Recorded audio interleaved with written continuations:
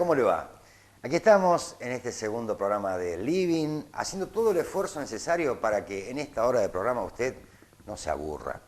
Y a veces hay temas que inevitablemente nos aburren, como tiene que ver con la política, pero intentaremos presentárselo de tal manera que usted pueda estar informado, formarse tal vez una opinión y sentir que no es tan densa la realidad.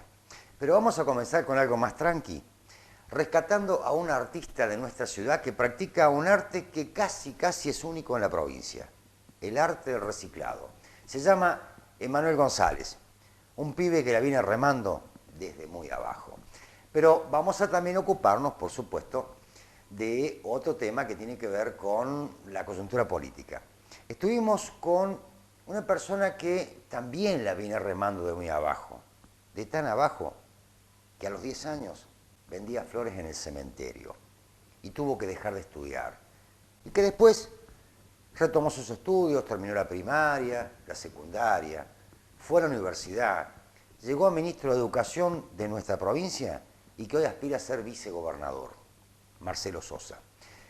Hablando de política, tenemos que hablar también de la inauguración de su sede por parte del gobernador que trata de ir a la reelección, Alberto Rodríguez Sá. Inauguró la sede del Partido Justicialista. ¿Pero cómo? Si el Partido Justicialista tiene su sede hace muchísimos años en Avenida Mitre, dirá usted.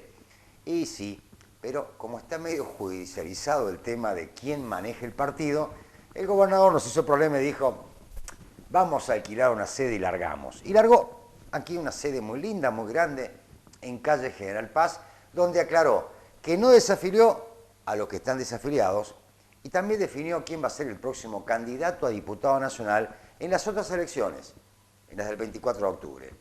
Pero sí hubo más temas. La realidad tiene más temas. Por ejemplo, el estado calamitoso en que se encuentra la justicia. ¿Por qué digo calamitoso? Porque una justicia que no goza de la credibilidad ciudadana está en problemas. Pero no lo digo yo, este humilde periodista, lo dice el propio presidente de la Corte Suprema de Justicia de la Nación, Carlos Rosenkrantz. Y para colmo, algunas acciones de nuestro Superior Tribunal de Justicia le dan la razón. Pero hay otros temas también, por ejemplo, las promesas que se hacen en campaña, pero que no se cumplieron antes cuando se fue gobernador. Estamos hablando del candidato Claudio Javier Poggi. Ojalá que algún día esté con nosotros y podamos preguntárselo personalmente, para ver qué nos dice. Pero prometer ahora lo que no se hizo cuando se fue gobernador es poco creíble, ¿o no?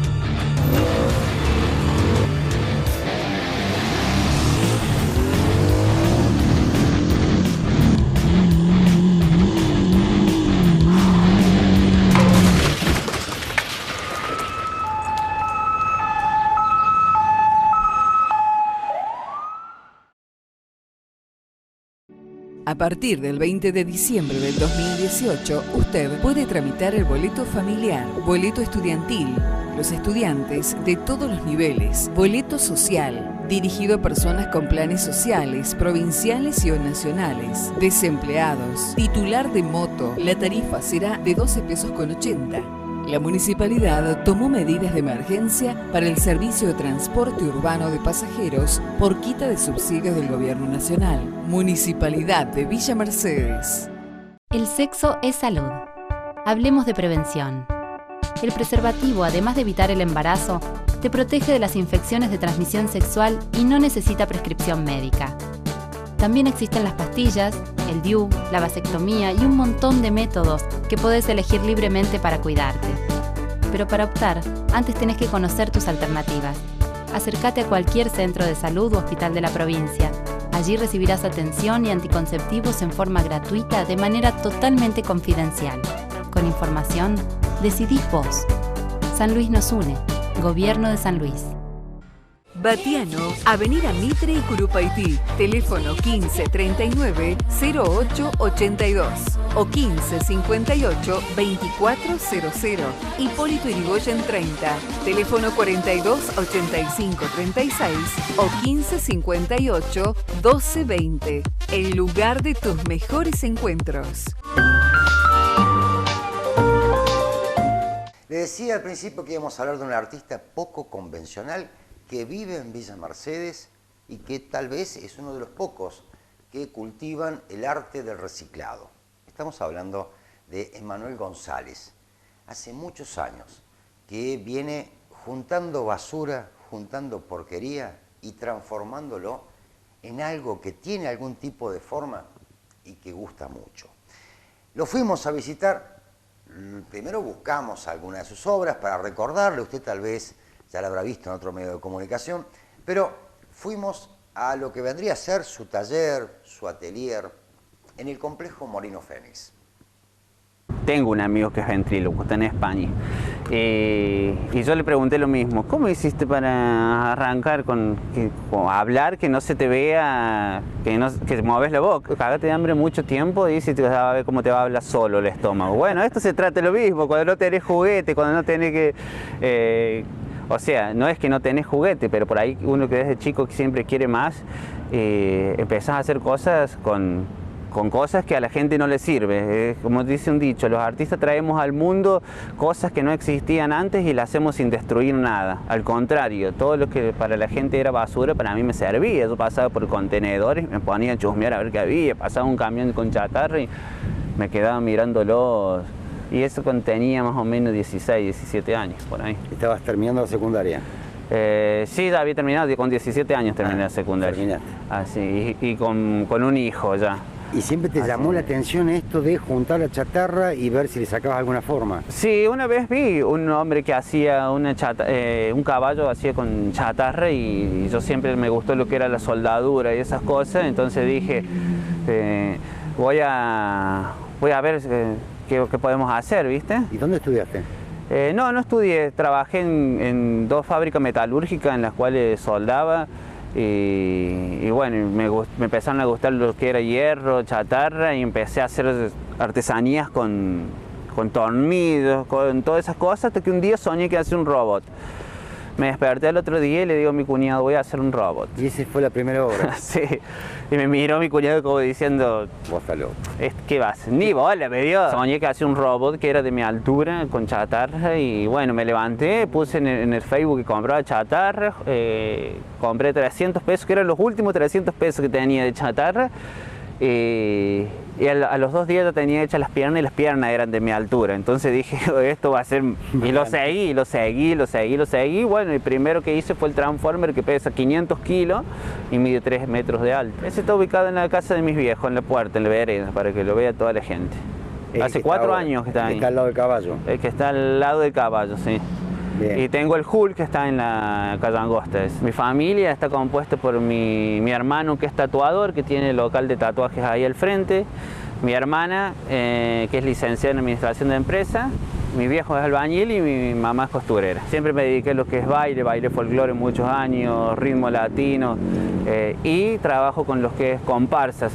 Siempre con las comparsas le hago los espaldares, los cabezales de alambre para los chicos, y aparte mi hijo, el más chiquito de 5 años, ya está en una comparsa también, así que estamos todos involucrados. Carlos Regazzoni, sí, tuve contacto con él y me invitó a exponer. Él hace todos los años en invierno, hace una feria que se llama Arteme, de artistas emergentes, y le da lugar a todos los artistas para que vayan de la ciudad, del país, para que vayan a exponer a su lugar, que él está en el Museo Ferroviario.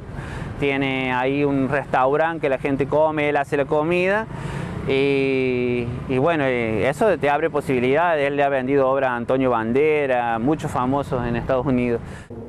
Miércoles 13 de marzo de 2019. Emanuel, ¿qué estamos haciendo acá y cuándo pensás que lo va a terminar? Acá tengo un tiranosaurio rex que está hecho en 30%, 40%, digamos. En 2 días lo termino. Ahora una escuela del San Antonio, del barrio San Antonio. Esta obra le hice pedido de Roberto, un amigo que es uno de los creadores de la fundación, Mercedino Solidario se llama la fundación, es sobre la donación de órganos. Yo lo quiero mucho a él porque él me ha ayudado en una parte de mi vida que yo no me olvido nunca, y fue cuando en mi casa no teníamos ni para comer, y como él hacía solidaridad en ese tiempo le hablé, le conté, fui a su casa y me donó mercadería, la cual pudimos comer en mi casa una semana más o menos. Y entonces yo todo lo que él me pida se lo hago de corazón. Este es en homenaje a Susi, la mujer de él que falleció hace poco, y él me pidió que hiciera algo relacionado a la donación de órganos pediátrica, y se me ocurrió hacer esto, y ni siquiera le pregunté a él si le iba gustando. Lo terminé, le dije mirá lo que hice y chocho. Este va a estar en la puerta del hospital de La Pedrera.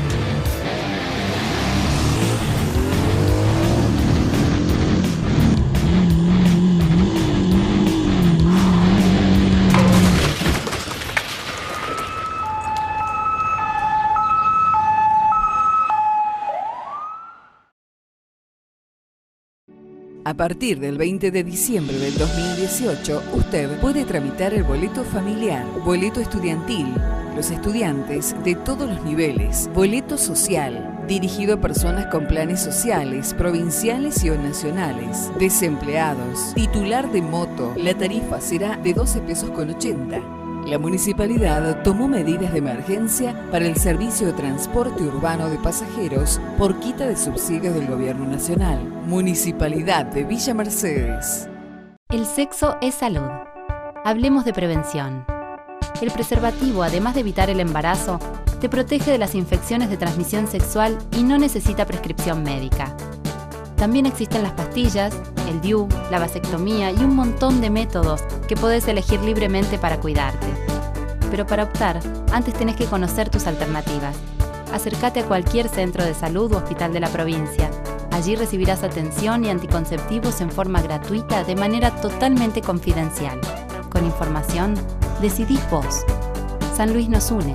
Gobierno de San Luis.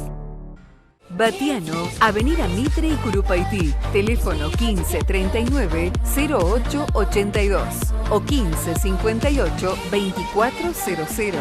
Hipólito Yrigoyen 30, teléfono 42 85 36 o 1558 1220. El lugar de tus mejores encuentros. Bien, tenemos un invitado muy especial para este bloque de entrevista que generalmente intentamos en el límite, porque alguna vez dijimos que es un bicho un tanto raro de la política, porque ver un político que tenga demasiada formación no es común, que escriban libros tampoco, y que encima viajen a algunos lugares y nos hablen de las misiones jesuíticas, mucho menos. Bueno, de esto se trata, ¿no? De buscar algunos personajes por allí que escapan al molde habitual, ¿no? A esa rutina de escuchar cierto cassette que se ponen los políticos para hablar. Estamos hablando del doctor Marcelo Sosa, diputado provincial. ¿Cómo le va, Marcelo? Muy bien. Gracias por venir, Y gracias por la presentación. Sería la rara avis. La rara avis. Bueno, yo se lo he dicho personalmente, no lo digo como una ofensa ni mucho menos. Pero estudiando un poco el currículum suyo, me llama la atención. Por lo general, el currículum suyo responde más a un intelectual académico que a un político de barricada, como creo se tuvo que convertir el año pasado, ¿no? Como diputado provincial. No, yo creo que puedo unir perfectamente las dos cosas. Y además, como última noticia, he ganado un concurso en la Universidad Nacional de Villa Mercedes. Así que, no me digas. Bueno, eso potencia un poco mi aspecto académico. Pero yo creo pero clases ya daba antes en la Universidad Católica también. Sí. La Universidad Católica, en la Universidad Nacional de San Luis, He dado clases en España, bueno, en Brasil, en Chile, en Bolivia y en Portugal. Así que... ¿Alguna experiencia tiene? Algo de eso sabemos. Pero yo creo que lo importante, lo verdaderamente importante es que lo que hagamos desde el sector público, los que trabajamos en la política, tiene que ser con la vocación de servicio público. Creo que el día que nosotros entendamos, sobre todo los políticos, que nuestra función no debe ser para vanagloria personal, sino una actitud de servicio, creo que podríamos andar mejor. Bueno, hablando de educación, vamos a ver, porque veo que a veces el archivo nos condena. Sí. Usted fue ministro de Educación de la provincia, ¿cuántos años? 5 años. 5 años. 5 años. Y en 5 años concedió muchas entrevistas. Muchas. Bueno, yo quería que usted me dijera ahora, en este 2019, para usted, ¿qué fue lo que más le gustó hacer como ministro de Educación? ¿O qué más disfrutó?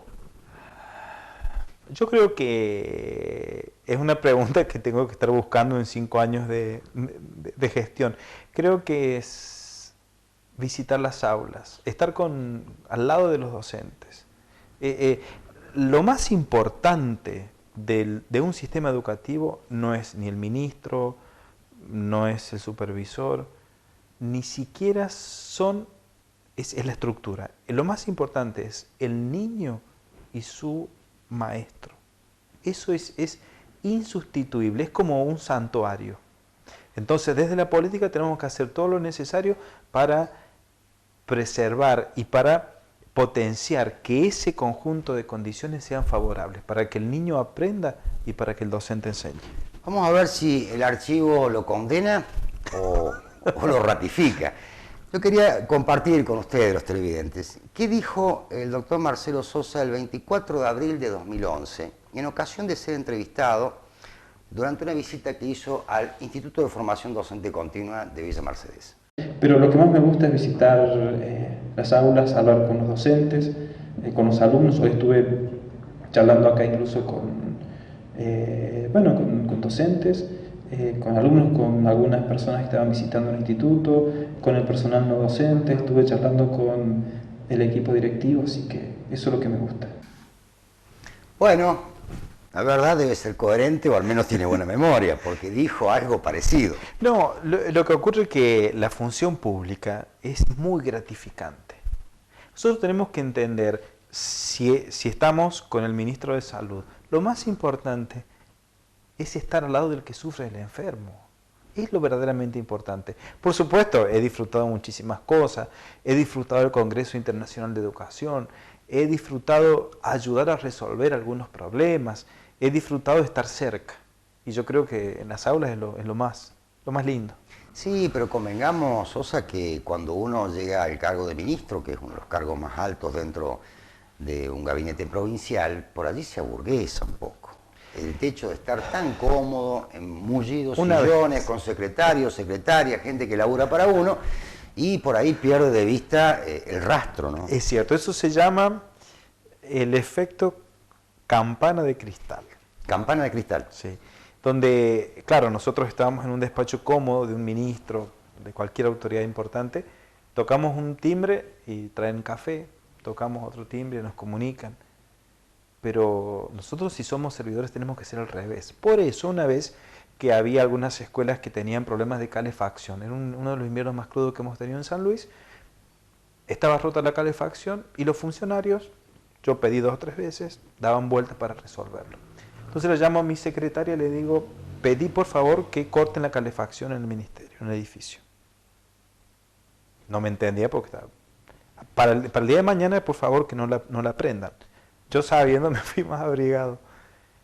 Cuando empiezan a venir los funcionarios, ¿qué pasa? Que está frío.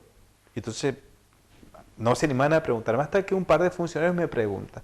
Dice, señor ministro, está muy frío el edificio y no se puede trabajar.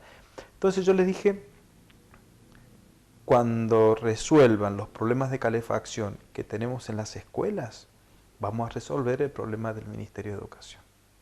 Se ganó un montón de amigos. De las escuelas sí. Y los funcionarios entendieron que tienen que priorizar las escuelas. Sí, el ministerio puede no existir, pero las escuelas siguen existiendo. Bueno, la moraleja es que el otro día ya se había resuelto mágicamente el problema de la calefacción en las escuelas. Y por supuesto, pedimos que habiliten la calefacción de nuevo. Estaba pensando, usted fue ministro de Educación del anterior gobierno, que estaba Claudio Poggi. Y ha sido permanentemente colaborador, ha estado en diferentes funciones durante los gobiernos de Adolfo Rodríguez Sá, ¿me equivoco? De Adolfo y Alberto. Yo he trabajado con los 4 gobernadores constitucionales después del retorno de la democracia, por supuesto. Trabajé con Adolfo Rodríguez Sá, trabajé con Alicia Leme, trabajé con Alberto Rodríguez Sá y trabajé con Claudio Poggi. Es decir, conozco la función pública bien desde adentro, porque yo fui haciendo carrera, cumplí todos los, no me he saltado ningún escalón. Empecé bien de abajo. Sí, por supuesto. Trabajando en recursos humanos. Sí, en recursos humanos, cosiendo expedientes, atendiendo mesas de entradas, preparando el café o el mate cocido en esas ollas grandes. Pero antes de su historia dentro de la administración pública, si mal no recuerdo, o si no estoy confundido, usted trabajó también en los orígenes de lo que hoy es TVO, Supercanal, y era Cable Televisora Color. CTC, la precursora de la televisión por cable en nuestra ciudad. En realidad yo trabajo desde antes, desde los 10 años. Yo cuidaba autos en el cementerio, vivíamos a 2 cuadras, Uruguay, calle 50, lustraba placas. También ayudaba a veces a vender flores, porque las floristas trabajan ahí. Su familia era muy humilde. Sí, pobrísimo. Y también a veces vendía una docena de flores. De claveles, pero había 11. Pero sí, trabajo desde muy joven. Después empecé a trabajar en un mercadito. Ahí aprendí de todo: verdulería, carnicería. El trato con la gente. Atender a la gente. A veces rápido con las cuentas también me enseñaron. Y bueno, cumplir. Yo tengo una frustración. Yo quería ser maestro. Empecé la escuela normal, pero como vivía en San José, era 1 hora de ida caminando, ¿no? 1 hora de vuelta, y a veces teníamos educación física en el Palacio de los Deportes, 2 horas. Había que trabajar, había muchos hermanos chiquitos, así que dejé la escuela, y durante 5 años yo estudié, no por mi propio medio, leyendo, porque yo dije, cuando cumpla los 18 años voy a empezar la nocturna. Así hice. 5 años de reserva. Claro, y cuando empecé el secundario en la noche, yo estaba un poco más adelantado porque me encargué de estudiar todo ese tiempo. Fui abanderado del colegio secundario, se abre Derecho en San Luis, empiezo a estudiar abogacía. Yo empiezo en una universidad privada porque como yo siendo abanderado de la escuela tenía 1 año de beca. Claro. Así empecé, si no era imposible. Bueno, después conseguí trabajo en playa de estacionamiento, hacía cuadros, he hecho todo. Hombre orquesta, cualquier cosa. Y cuando cumplo los 18 años, ahí, gracias a un amigo, a César, que siempre me acompaña, que ha sido compañero nuestro, empiezo a trabajar en CTC. Cuento una anécdota muy interesante, me parece a mí muy interesante. César me dice, vas a tener una entrevista con el jefe técnico, entonces este aparato se llama tester. Seguramente te van a decir que medir la tensión, dice César, se utiliza así, etc. Voy a la entrevista con el jefe técnico y me dice, a ver, medí la tensión. Medí el amperaje. Bueno, seguimos, ¿no? Y me dice el ingeniero, mira, dice, de electricidad no sabes nada. De usar el tester no sabes nada. Pero tenés una actitud que me gusta mucho. Empezá mañana a las 8. Mostró voluntad. Es un burro bárbaro en el tema. Hace rato se lo contaba a Adolfo y se reía mucho. Porque yo creo que cuando nosotros, que somos, pero yo soy el primero que termina el secundario de la familia grande, por línea materna y línea paterna. ¿Cuántos hermanos eran? 7, somos 7. Pero familias muy numerosas. Yo soy el primero de toda la familia que terminó el secundario. Por supuesto, el primero que ha hecho la universidad. Primera generación. Exacto. Entonces, un niño que cuide autos, hoy decimos tiene que estar muy pobre. Yo vengo de ahí. Por eso será que soy raro. Esa es la universidad de la calle también, sí, ¿no? Todo el conocimiento que le dio. Y nos enseña a compartir, nos enseña a veces a algunas picardías, porque hay que, donde hay muchos niños, que es casi marginal. ¿Cómo sobrevivimos? ¿Cómo hacemos pie? ¿Cómo no nos ahogamos? Yo cuando veo a algunos de mis compañeros me da mucha pena, porque los veo en una situación que no pudieron salir. Yo sí salí. ¿Cómo salí? ¿Cómo surgí? Los misterios de la vida. Será mucha voluntad, será la familia que empujaba, los padres que empujaban. Pero yo no tengo antecedentes políticos en la familia. Yo soy el primero que ocupa un cargo público y que trabaja en política. En el próximo bloque vamos a hablar un poquito más de su etapa como ministro y también de la parte política, por supuesto, pero usted ya vio que por allí las entrevistas nuestras no hablan tanto de la coyuntura, sino que tratan de escarbar en el ser humano.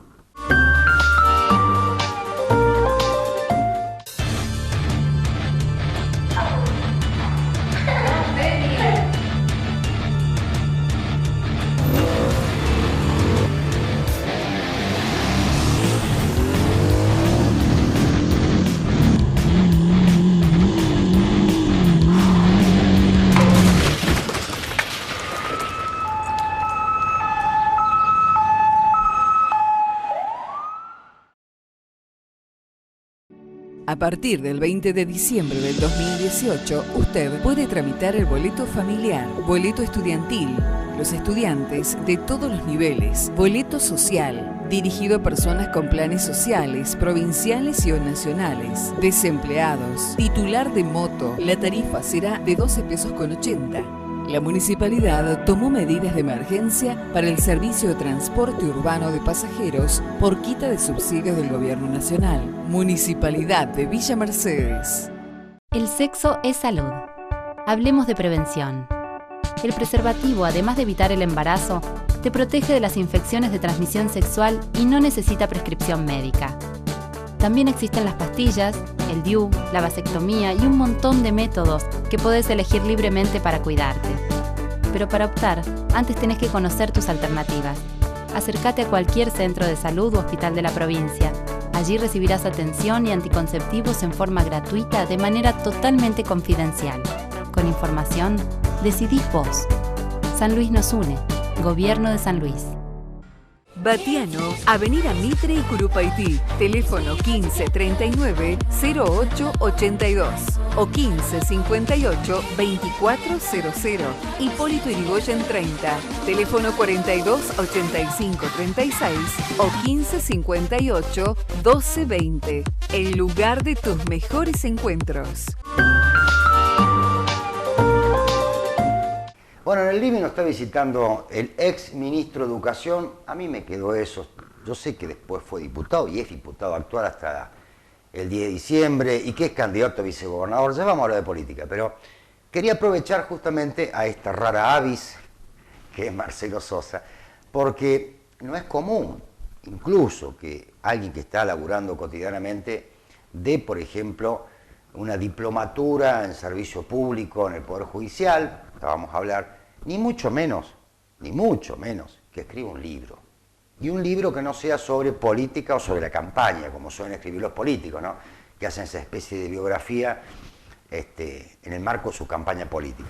Creo que en la biblioteca, nuestra humilde biblioteca, tenemos un librito acá, justamente que nos ha obsequiado tiempo atrás, y debo reconocer, pude leer apenas 2 capítulos, porque no es fácil, no es un libro tan fácil de leer, porque no es un libro de verano, eso que usted compra y se lo lleva a la playa, vio y lo lee de un tirón.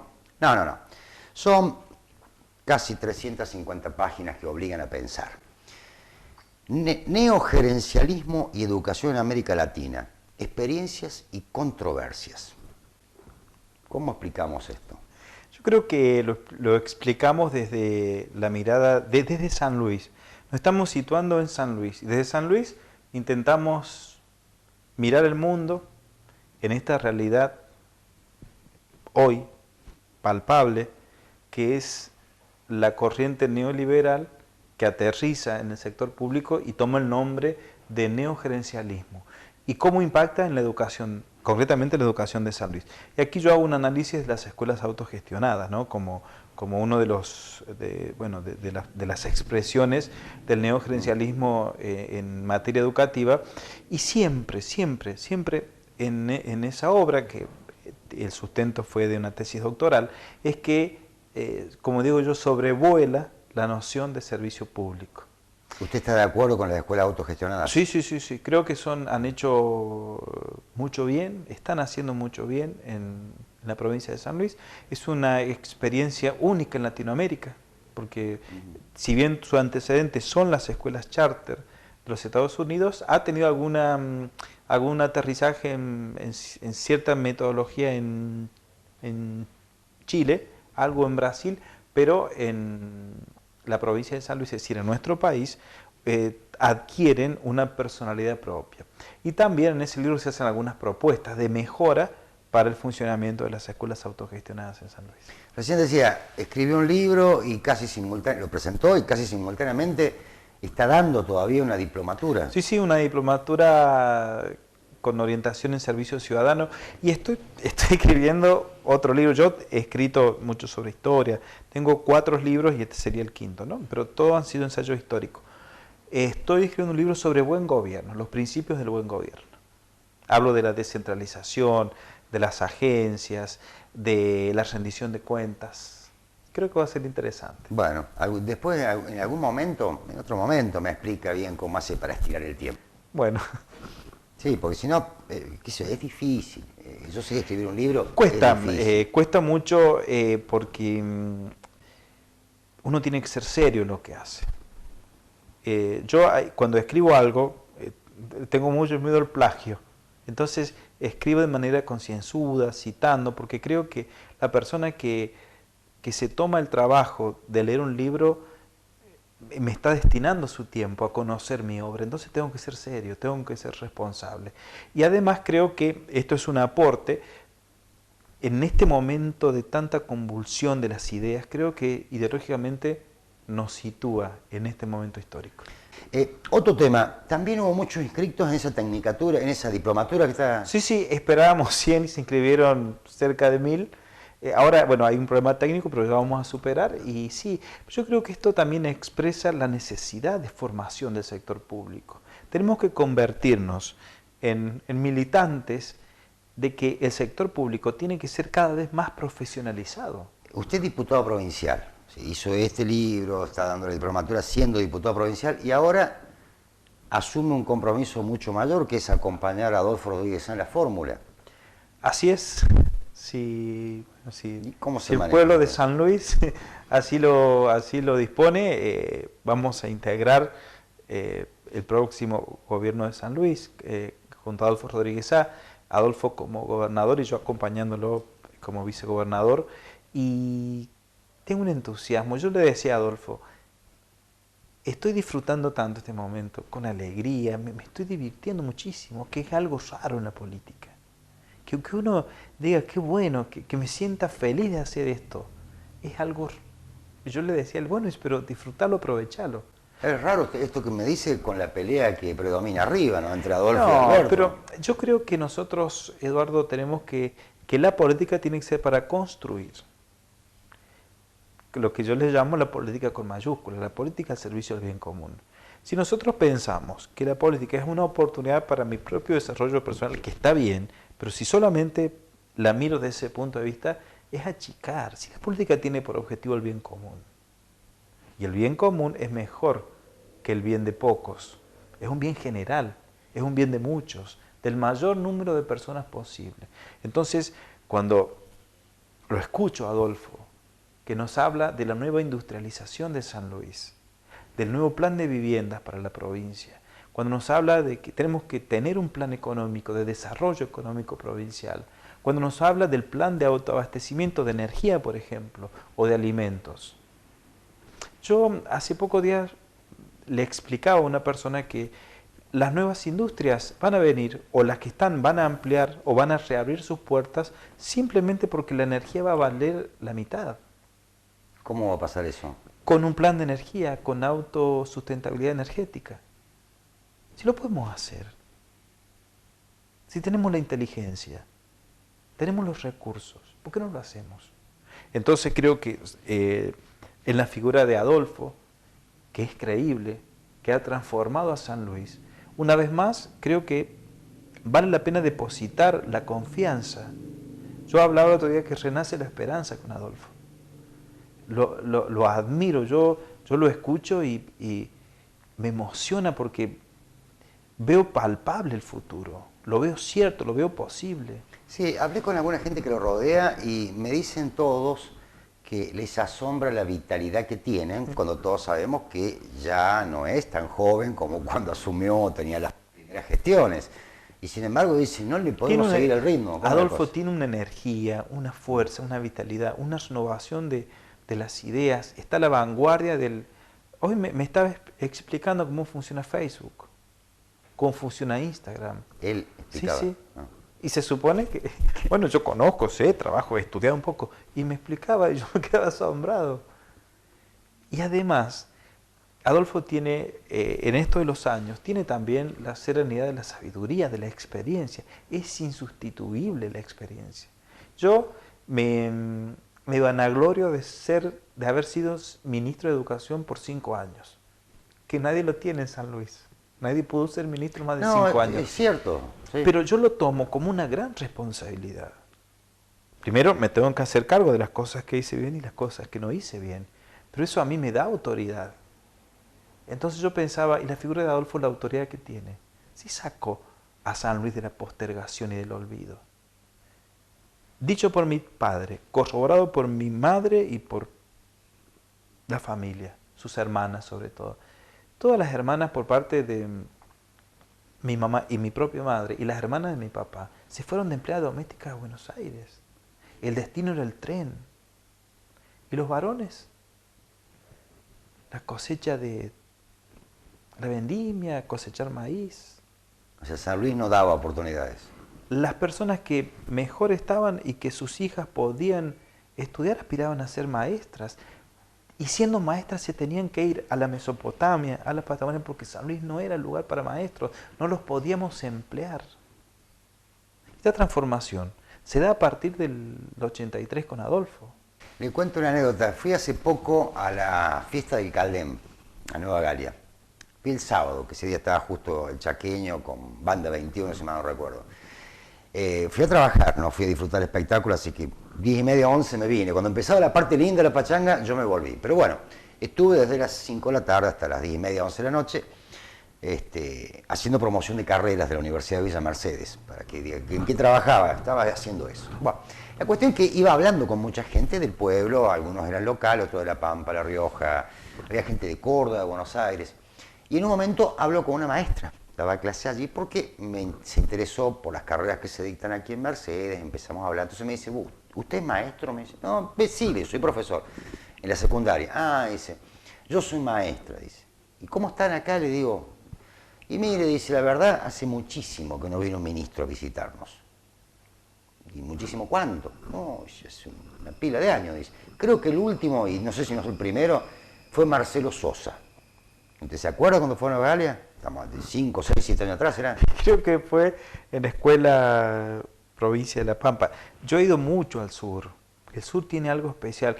En el sur se trabaja mucho para cultivar la espontaneidad, pues son pueblos que están muy lejos. Están muy lejos de las capitales o de las principales ciudades.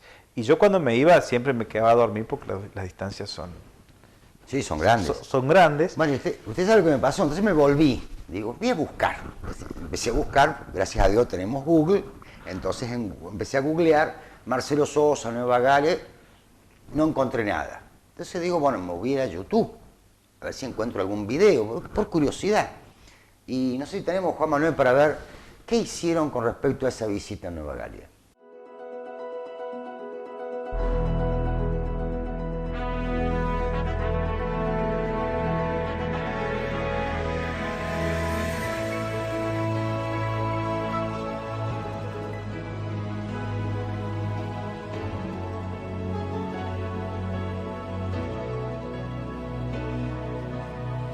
Llegó, no no hay momento que perder. Decidió ir a pasar una noche en un camping a las afueras del pueblo. Luego de jugar y contar muchas historias, decidieron apagar la luz para dormir, pero desde su carpa comenzaron a escuchar ruidos raros y a ver sombras de todas formas. Len y Carlos agarraron una linterna y llenos de miedo empezaron a caminar uno al lado del otro. Vieron que las sombras raras eran de los árboles, pero seguían escuchando ruidos. Entre ellos se decían en voz muy baja, parecen pasos y corridas. De repente vieron una sombra que pasó por delante y luego por detrás de donde estaban parados. Cuando giraron para salir corriendo se encontraron con el gran. Bueno, ¿se acordaba Marcelo de esas imágenes? Sí, ese día estuvimos en Buena Esperanza, estuvimos en Nueva Galia, creo que es el hogar 5 en su momento, de Nueva Galia. No me acordaba de esa escena. Pero esa gente no votaba. No, nada. Pero cuando nosotros les contamos un cuento a los chicos, a todos los grandes, inmediatamente conectamos. Porque la escritura es reciente en la historia de la humanidad. Entonces la tradición oral es lo que nos ha conservado nuestra historia. Cuando nosotros estamos con alguien le empezamos a decir, había una vez, pues escuchamos. Porque no necesitamos leer. Para leer un libro tenemos que leer. Los chicos no saben, sin embargo, se conectan neuronalmente. Por eso es un recurso a través de los cuentos, como uno va enganchando con los chicos. Pero no me acordaba, qué joven que era, ¿no? Sí. Ahora, en más de 2 décadas no había ido ninguna autoridad a esa escuela, a ese jardín. Hay que estar cerca. Hablando de estar cerca, nos tenemos que despedir. Está muy linda la charla, pero me están apurando acá en la producción. El otro día, hablando con una vecina, me decía, ¿quiénes son los candidatos? Usted que es periodista. Bueno, entonces empecé, tenés candidato Alberto Rodríguez Sá por un lado, con Mona Ruiz, que es de Villa Mercedes. Yo le recalcaba a la gente que es de Mercedes. Está Adolfo Rodríguez Sá con el doctor Marcelo Sosa, que es de Mercedes. Está... No, ¿qué es Marcelo Sosa? ¿El que fue ministro? Sí, por eso digo que realmente su recuerdo es más como ministro que como diputado provincial. Entonces sí, el que, uy, qué lindo chico ese, bueno, no es tan chico, digo yo, no es tan chico. Entonces me dice, no, pero es buena persona. Sí, creo que sí, no lo conozco en profundidad, yo tampoco iba a hablar ni mal ni bien porque no sabía dónde me llevaba. Entonces, qué pena, me dice. ¿Por qué pena? ¿Por qué lo van a llevar a vicegobernador si vicegobernador no hace nada? Toca la campanita. Yo quería que usted se despidiera mirando a la gente de Mercedes y le diga si usted va a ser un muy buen tocador de campanita o piensa hacer algo más como vicegobernador.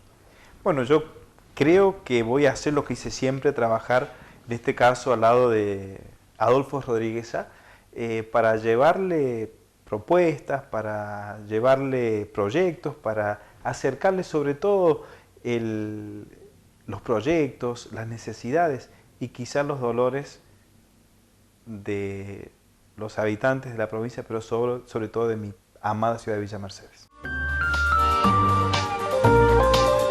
Vamos a dedicar este segmento a hablar un poco del tema judicial y de hechos o noticias que tienen algún tipo de vinculación con el plano de la justicia. Porque hubo hechos en la provincia de San Luis y hechos nacionales que de alguna manera desembocan en un mismo concepto del estado en que se encuentra la justicia a nivel general, no es en la provincia de San Luis específicamente. Por ejemplo, en las últimas horas se ha criticado fuertemente que el presidente del Superior Tribunal de Justicia, Carlos Cobo, de Villa Mercedes, va a viajar, va a hacer una visita al Santo Padre en el mes de mayo, invitado por la Federación de Cortes Provinciales de Superiores Tribunales de Justicia. Y lo va a hacer acompañado de su esposa. Es decir, va a ir el Superior Tribunal representado no solamente por Cobo, sino por otra integrante más de la cúpula del Poder Judicial, pero además con viáticos pagos para la esposa de Carlos Cobo. ¿Está bien esto? ¿Es correcto? ¿Lo paga la provincia o lo paga la nación?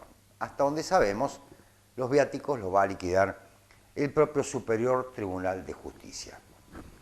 Un tema que por lo menos agrega una mácula, ¿sí?, al accionar de la justicia. Pero, por otro lado, También se supo esta semana que el intendente municipal de San Luis, Enrique Ponce, denunció que ha sufrido persecución por parte de la policía de la provincia y naturalmente se lo adjudica a una maniobra del poder político que maneja Alberto Rodríguez Sá. El intendente fue a un lugar, vio que lo perseguía un policía, supuestamente, se sacó una selfie, en dicha selfie aparece la moto y aparece el efectivo policial. Después de hacer esta denuncia vía Twitter, la sube también a Facebook, se dirige al juzgado federal, efectúa la respectiva denuncia por persecución policial y la justicia federal ordena un allanamiento en la casa de dicho efectivo. Lo raro de esto es que después el efectivo policial dice que él no hizo nada, que simplemente estaba cumpliendo con su trabajo preventivo de recorrido por los barrios, que se acercó al ver al intendente y que el intendente y algunos partidarios lo agredieron. La verdad es poco creíble la versión policial. Si uno ve al intendente con funcionarios trabajando, no sé qué tiene que hacer la policía acercándose, salvo que le pidan algún tipo de protección. Dejando de lado esto de la justicia, que creo que fue correcto que la justicia federal ordenara este tipo de allanamiento y secuestrar los celulares del policía, para ver si efectivamente está haciendo algún tipo de persecución o de inteligencia sobre el jefe comunal de San Luis, veamos algunos hechos que han pasado a nivel nacional. Por ejemplo, una noticia que no mereció mucho tratamiento por parte de la prensa nacional fue que una Cámara Federal le dictó la falta de mérito a la expresidenta Cristina Fernández de Kirchner en la causa de la ruta del dinero K. Los famosos cuadernos que en realidad no existen. Usted sabe que no existen los cuadernos, son fotocopias. Bueno, en esa causa le dictaron la falta de mérito. Después de todo lo que se ha dicho, después de haber afirmado, sobre todo el Grupo Clarín y tantos otros, que la expresidenta se robó la Argentina, poco menos, y parte de Uruguay y Chile. Bueno, ahora están diciendo de que en realidad no había elementos, al menos, para juzgarla. Como si esto fuera poco, paralelamente hay un juez federal, Ramos Padilla, que está investigando una red de espionaje ilegal. Red de espionaje ilegal que tiene como uno de sus sospechosos, nada más y nada menos, que Stornelli, que junto con Bonadío son los que más están, por supuesto, poniendo la lupa sobre el anterior gobierno. Todo esto lleva a un gran descreimiento en la justicia, a una gran sospecha de que se está utilizando la justicia como un ariete del poder político. Eso no está bueno, porque cuando la justicia deja de ser aquello que uno pretende sea lo que efectivamente ponga un freno a los abusos del poder, a las, valga la redundancia, a las injusticias, y empieza a pensar que en realidad es un resorte de las más oscuras, de las maniobras más negras del propio poder político, y estamos embromados, estamos jodidos. Pero esto que uno está reflexionando en este humilde programa, en realidad, lo puso con otros términos, con mucha más contundencia, en palabras, el propio presidente de la Suprema Corte de Justicia de la Nación, Carlos Rosenkrantz, cuando inauguró el año judicial. Un poder judicial sin legitimidad pierde su razón de ser. Como la crisis de legitimidad es compleja, no es fácil de establecer cómo superarla. Toda crisis de legitimidad es en parte una crisis de confianza. Los argentinos están perdiendo la confianza en el poder judicial. Hay dudas de que nos comportemos como verdaderos jueces de una democracia republicana.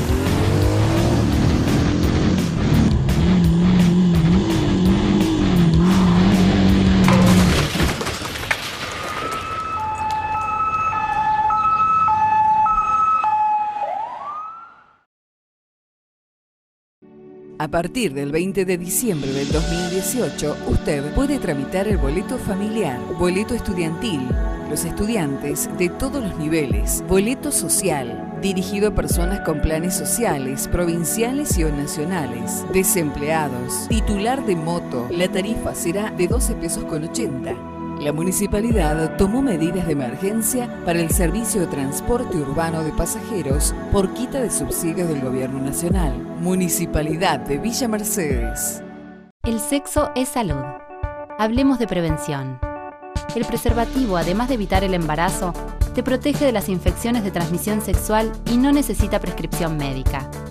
También existen las pastillas, el DIU, la vasectomía y un montón de métodos que podés elegir libremente para cuidarte. Pero para optar, antes tenés que conocer tus alternativas. Acércate a cualquier centro de salud u hospital de la provincia. Allí recibirás atención y anticonceptivos en forma gratuita de manera totalmente confidencial. Con información, decidís vos. San Luis nos une. Gobierno de San Luis. Nos gusta acompañarte en tu noche más especial. Servicio de fotografía artística y filmación HD. Para que tu evento perdure para siempre. Contactanos a través de Facebook, Fénix Media o a nuestro teléfono 02657 1520 5694. Batiano, Avenida Mitre y Curupaití, teléfono 1539 0882 o 1558 2400. Hipólito Yrigoyen 30, teléfono 42 85 36 o 1558 1220. El lugar de tus mejores encuentros. Llega la picadita, el picadillo circus que siempre nos dejamos para el último bloque. Esta semana se dio la inauguración de la sede del Partido Justicialista. El gobernador se olvidó definitivamente de este problema que envuelve a la propiedad, por así decirlo, de la sede del PJ y a apenas una cuadra y media inauguró su propia sede en Villa Mercedes, allí en General Paz al 1400. Y uno de los segmentos más destacados de su alocución frente a miles de partidarios tuvo que ver cuando explicó que en realidad el Partido Justicialista no desafilió a los que en la práctica se desafiliaron solos. Que los hemos desafiliado. Y es una mentira.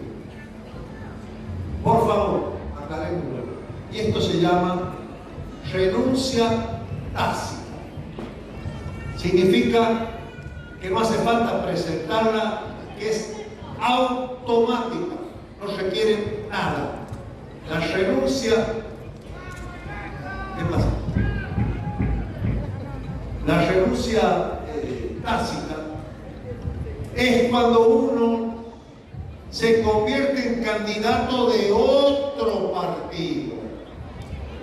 Quiere decir que ahora va a luchar contra nosotros. Entonces no puede, la ley dice, no podés, la Carta Orgánica dice, luchar contra tu propio partido. Entonces se considera que has renunciado. Se llama renuncia tácita. Solamente estar en otro partido es fuga. Y esto es lo que ha pasado. Nadie ha echado a nadie ni ha desafiliado a nadie. Hay renuncias tácitas. Todo aquel que era afiliado y participa en un frente, en un partido que no es el peronista, en contra del partido peronista, ha renunciado al partido. Y ahí aparece que muchos candidatos del frente, juntos por la gente, que eran afiliados nuestros, nuestra Carta Orgánica establece la renuncia tácita. Nadie ha desafiliado a nadie, ha renunciado, es otra cosa. En esa inauguración también una de las notas destacadas fue la importante movilización que procuró el actual vicegobernador y titular de la CGT Regional Villa Mercedes, Carlos Ponce, en Avenida Mitre y luego dentro mismo del recinto. Tal vez Ponce ya sabía que iba a ser mencionado por el gobernador, porque tiempo atrás se dijo que era el gran perdedor en esta especie de distribución de las candidaturas. ¿Usted se acuerda? Antes del 2 de marzo, cuando venció el plazo, se decía que el Partido Justicialista, sector albertista, tenía 4 candidatos con probabilidades de ser aspirantes a la intendencia municipal. El actual ministro de Gobierno, Eduardo Mona Ruiz, terminó siendo candidato a vicegobernador. El rector de la UPRO, Joaquín Zurroca, terminó siendo candidato a segundo diputado provincial. El actual director de la Pedrera, Maximiliano Frontera, termina siendo efectivamente el candidato a intendente. Y Carlos Ponce, muchos dijeron, le pagaron mal, se olvidaron, lo dejaron de lado. Pues no, el gobernador de la provincia, Alberto Rodríguez Sá, lo reivindicó y confirmó que va a ser el próximo candidato a diputado nacional. Vamos a sumar que Carlos Ponce, nuestro vicegobernador, va a ser candidato a diputado nacional.